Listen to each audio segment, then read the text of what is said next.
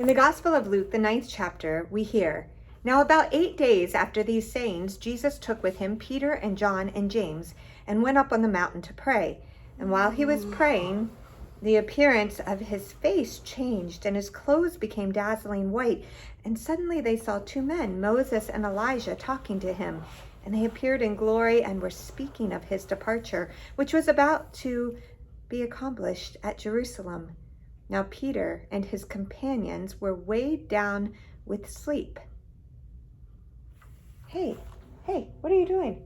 We've got to get this video finished. Do we need to start over? No, we don't need to start over. I've heard this Transfiguration text so many times, and I'm just exhausted. Isn't it amazing?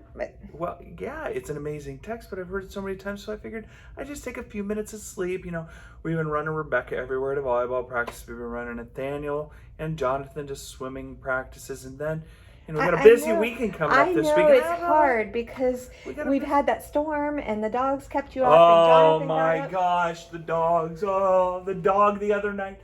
The storm, all he could do was bark, bark, bark, bark. And then Jonathan last night. I know you're exhausted and tired, but we have a lot of work to do, and we've got to keep on schedule. And I know, a lot of work telling me. Oh my gosh, we have the chili cook-off with this weekend, and that's going to be absolutely fabulous being with people. And then, yes, we're going to have some challenging times because we have 2 funerals coming up on Sunday, and then next week, you had to add that confirmation, and then on I'm not sure how Wednesday, we're going to get Ash through Wednesday. Sunday.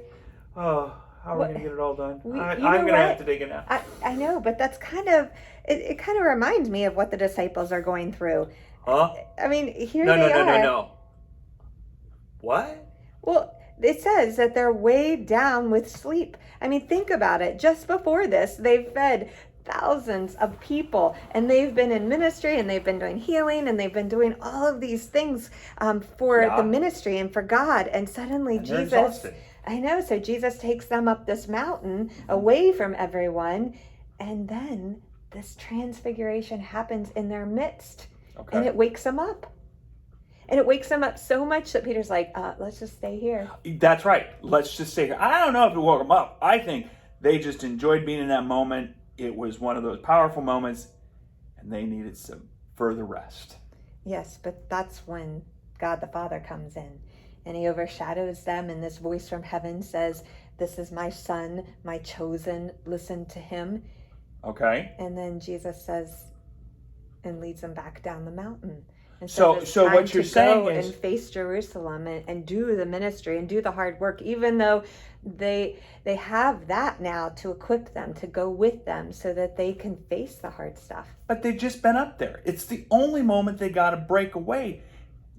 Moses and Elijah come. They're there. Of course they wanted to stay here. I don't see it as too rejuvenating going back down that mountain yet. Yes, but think about what happens when they go down that mountain.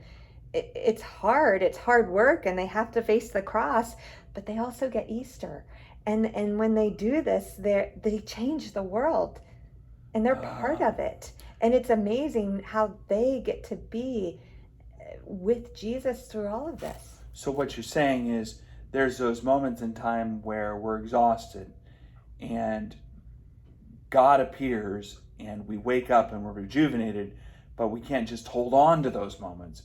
We have to go back and do the ministry, and we become rejuvenated in doing God's work. Right. There's work to be done. There's ministry still to be done so that God's love and grace and mercy can be known to the world, and others can experience those transfiguration moments.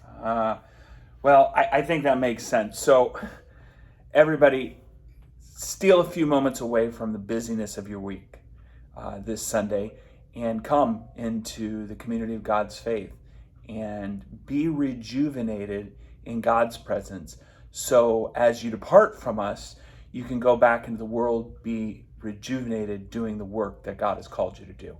Amen. Amen.